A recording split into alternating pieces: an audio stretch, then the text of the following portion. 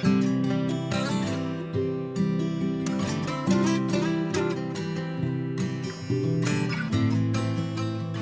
morning and welcome to the allotment. It's the 30th of August today. I just thought I'd do a quick catch up. So I'll swing the camera around and give you a little bit of a tour. Okay, not sure if you can see very well, but those are the leeks, which are growing away well. Keep them covered because we do suffer with allium leaf miner here on the plot. Next are the parsnips, which are growing away well. Then we've got some Savoy cabbage, again under cover, keep them safe from the pigeons, etc. And then most of the plot has now been cleared. There is a couple of parsnips here. Those are ones that were transplants from when I thinned out the others. Most of them missed, but I've got 3, I think, there. If you look up here, that's where we had the runner beans and the sweet peas. I'll put another little video in from earlier in the month to show you what happened to the runner beans. The sweet peas finished early and we've took all them out. What you can see now is the loganberries, and those are going to be a job for later, where I've got to cut those back. So those will be thinned out and pruned back. Some strong winds over the last few days. So it's the 8th of August now, and I think it was the 5th, 6th of August we had quite strong winds. So we've come down and looked at some of the damage that we've got. We've got away quite lightly, but our biggest problem is the runner beans. So you can see the runner beans, the canes have just snapped at the bottom and they've all gone over. Luckily, we've picked a lot of runner beans. I don't think I can salvage these. So one of the jobs today is just going to be collect all these up, and the plants will go on the compost pile, and the beans that are any good we'll take home and then go into storage. Luckily, we'd taken a fair amount of beans off and we have a number in the freezer, so we should have enough to keep us going through the winter. Beyond that, you can see I had already taken the sweet peas down, and those were due to go on the compost pile as well. So that's going to be my job for today, or our job for today. My wife's here to help me. The rest we got away with. I've taken out some of the potatoes that were covered in straw. So if you remember, I did a comparison, and I'll put a picture of the first 4, and then I'm going to lift some more today. Down here we've got our squashes and pumpkins. I don't know if you can see those down there. These are really early as well. A few of the flowers still going strong. Not many bees out yet, but they have been covered in bees. Then we've got the carrots. We've lifted the one lot of carrots. I'll just uncover these quickly. These are the sweet candles, so hopefully they'll come up quite well. I haven't lifted any of those yet. And then in the next cover, under the next cover, we've got the beetroot, which we've been harvesting. Okay, you can see it, we've got a small pumpkin in there. The pumpkins have come on really quick this year, so I'm not sure what's going to happen. Saw an article on the news this morning where pumpkin farmers are worried that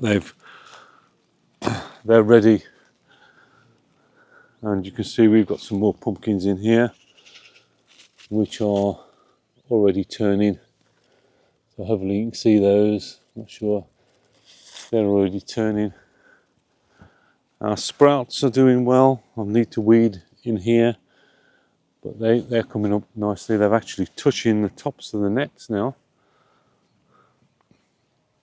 Again, this part of the allotment pretty much cleared. Most of the beds, and our dwarf, our climbing French beans, you can see those are drying out. Those are pretty much gone over. We did have a couple of days where we had strong winds, and those sort of finished off both the beans. Got some more pumpkins down there. Hopefully you can see those. So, and come along here, we've actually got a butternut squash down there as well. So there is a bit of weeding to do here. Our sweet corn has done all right. That's pretty much ready.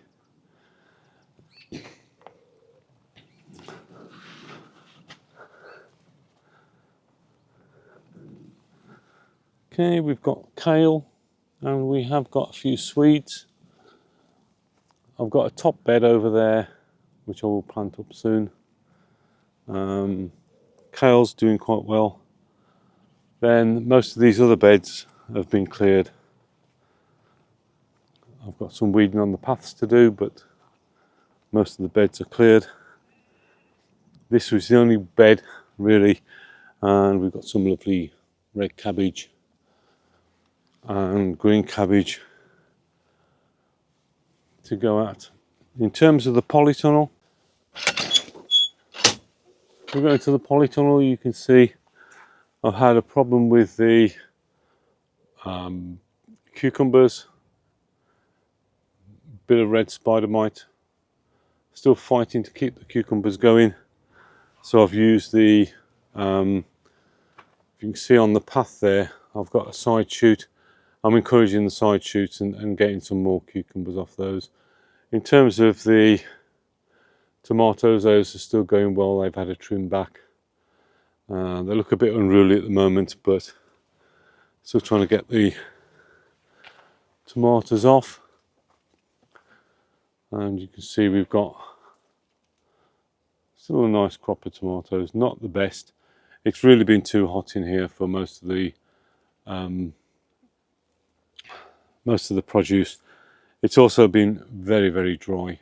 The humidity's been quite low, and I think that's encouraged the red spider mite, and it's had an effect on these other crops in here.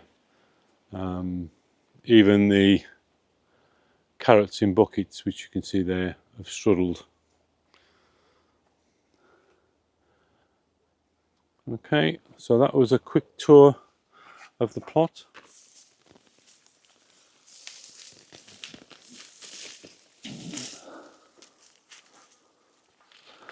I'm only going to lift a few more potatoes today. Like I say, I lifted 4 a couple of weeks ago. These are the ones that were covered in straw. The straw appears to have worked well. It's kept the moisture in, so we're getting some decent sized potatoes. And we don't have to go down too far to get them.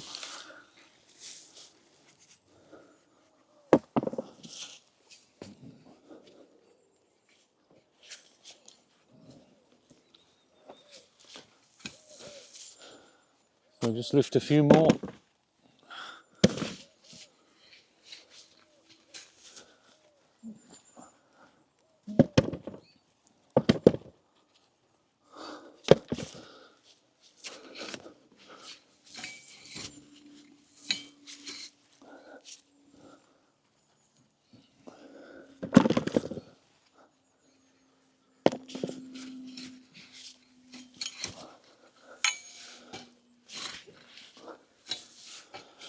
Okay, this variety is Picasso, so I'm not sure if you can see that.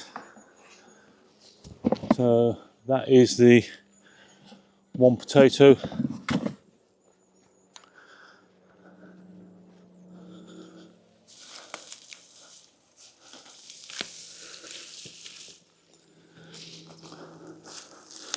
The only downside of growing under straw is the potatoes are close to the surface, and if you've got rats, it does attract the rats.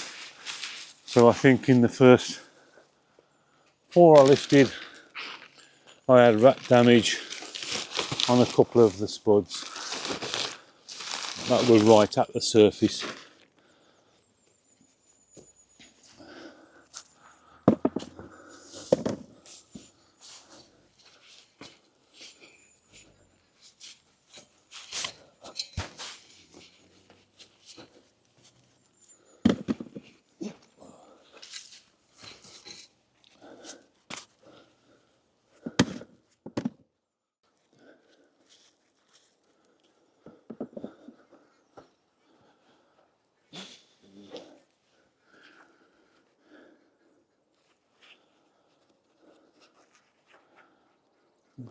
Okay, not sure if you can see that, but that is typical of rat damage where it's been gnawed away. So I just picked that one up,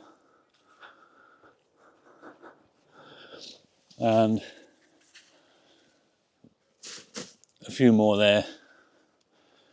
Interesting, as we get to the end, that's where the rat damage seems to be, which makes sense if you think about it.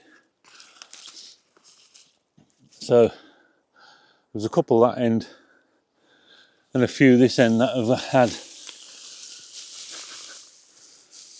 rat damage. Just something to be aware of if you use the straw.